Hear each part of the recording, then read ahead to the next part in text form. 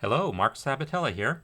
In this video, I want to talk about an issue that I see happening when people are creating chord progressions or when they're trying to play from the chord symbols or arrange for piano from those chord symbols.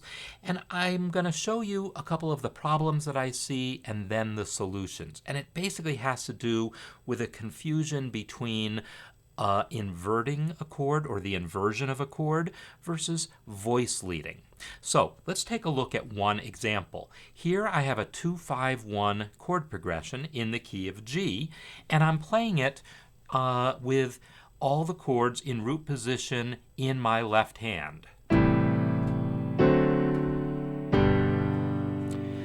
So that's the first example that I'm showing here. And what I would say about this is, well, first of all, it's muddy, right? By having these chords only in my left hand, and if I try to play them low enough to feel like I'm getting any sense of bass, they're just kind of muddy.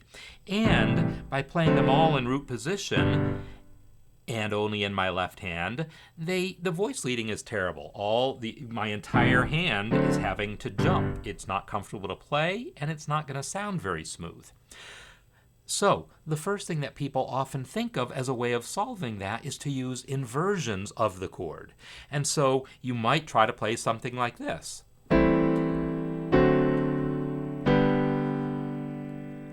Now, this version at least has better voice leading, right? The left hand is connecting nice and smoothly. However, it's weak from a bass perspective because now the bass, first of all, isn't very low.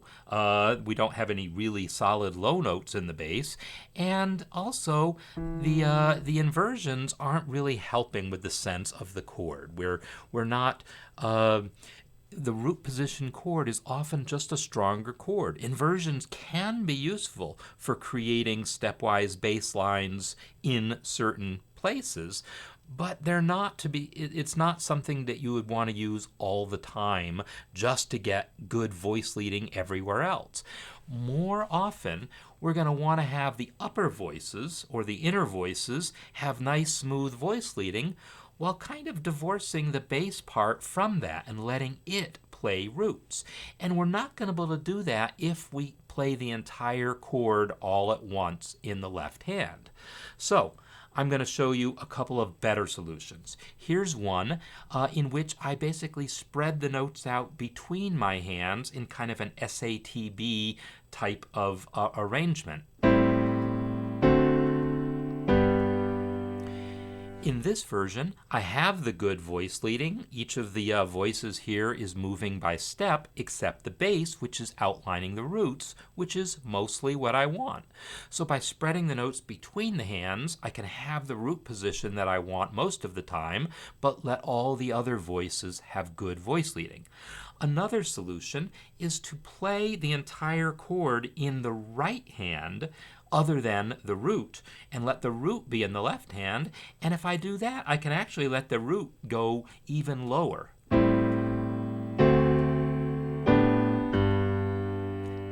could even go all the way down here, right? So by doing this, by playing most of the chord in the right hand and just letting the left hand be responsible for roots, I can also then have a way of separating the chord from the bass and let the bass focus on roots. And if we want to have some stepwise motion in the bass, also in certain places we can, but we're not going to be limited to that. We'll still be able to have good voice leading everywhere else. And then we can also try, arpeggiated patterns. Right? Something like that. Using those basic voicings that I have here, but just finding ways of creating motion so we're not just playing block chords all the time.